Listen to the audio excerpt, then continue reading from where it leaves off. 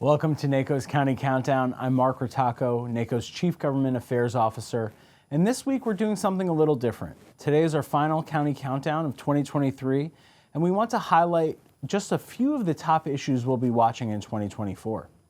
First up, while we do have federal funding in place through early 2024, counties will be encouraging our federal partners to pass a long-term funding bill that invests in crucial local government activities. Our intergovernmental partnership depends not only on a consistent flow of resources, but the ability to plan further out for the services we'll provide our residents.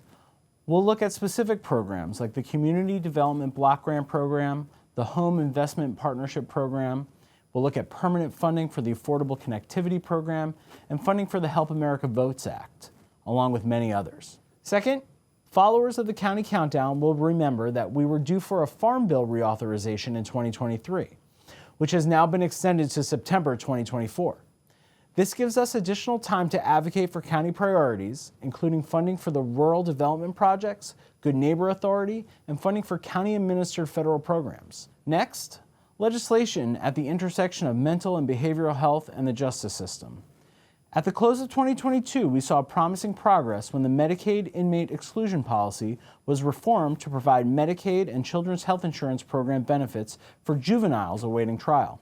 In 2024, our focus includes Medicaid coverage for pretrial detainees and the restoration of coverage 90 days prior to release. Next up, NACo always considers it a priority to advocate for full funding of the Payments in Lieu of Taxes or PILT program, along with a Secure Rural Schools program.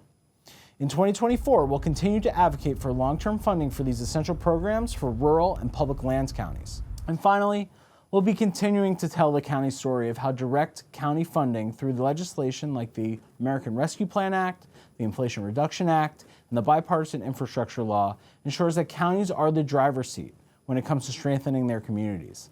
It's important to remember that for us to identify key examples of why that direct funding is such a good idea and bring the examples to our federal partners in Washington. You can always find NACo's policy priorities reflected in the American County Platform, a document that evolves each year as our members develop and refine policy positions.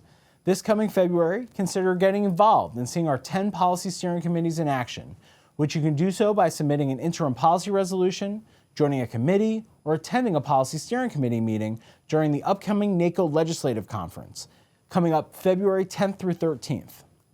As always, thank you for watching. Visit NACo.org for all the latest information and resources, and we'll see you in the new year.